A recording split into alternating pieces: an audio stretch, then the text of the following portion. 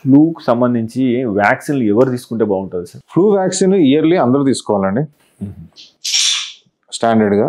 But at least తీసుకోవాల్సింది ఎవరంటే diabetes ఉన్నవాళ్ళు, బీపీ ఉన్నవాళ్ళు, హార్ట్ డిజీజ్ ఉన్నవాళ్ళు, kidney transplant, liver transplant, any cancer patients compulsory తీసుకోవాలి. ఇంకో డాక్టర్ గారు, యాక్చువల్గా అంతకుముందు మనకు వ్యాక్సిన్స్ అంటే కేవలం చిన్నపిల్లలకి మాత్రమే ఒక ఏజ్ వరకు కంప్లీట్ అయిపోతాయి, తర్వాత ఉండాల్సిన అవసరం లేదని చెప్పేసి మనం అనుకునేది యాక్చువల్గా.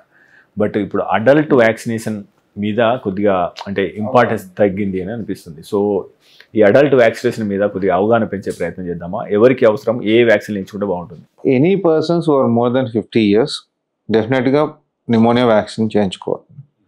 బ్యాక్టీరియల్ నిమోనియా, ఇంకోటి ఇన్ఫ్లుయెన్జా, ఈ 2 వ్యాక్సిన్స్ కంపల్సరీ చేసుకోవాలి. డయాబెటీస్ ఉన్నవాళ్ళు, బీపీ ఉన్నవాళ్ళు, షుగర్ ఉన్నవాళ్ళు, ఈ క్రానిక్ డిజీజ్ ఉన్నవాళ్ళు హెర్పిస్ జోస్టర్ వ్యాక్సినేషన్ కూడా చేయించుకోవాలి.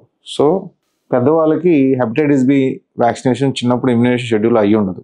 సో హెపటైటిస్ బి వ్యాక్సినేషన్ ఒకటి, ఇయర్లీ ఇన్ఫ్లుయెన్జా వ్యాక్సినేషన్ ఒకటి, హెర్పిస్ జోస్టర్ వ్యాక్సినేషన్ 2 doses,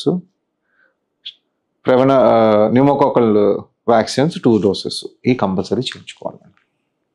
ఇది ఇంపార్టెంట్. ఈ 5 అయితే మాత్రం చాలా ఇంపార్టెంట్. క్రానిక్ డిసీజ్ ఉన్న వాళ్ళు చేయించుకుంటాం చాలా మంచిది. మీరు తీసుకునే అదే మందులు, అదే నాణ్యమైన మందులు మెడ్ ప్లస్ బ్రాండ్స్ పై సగం ధరకే.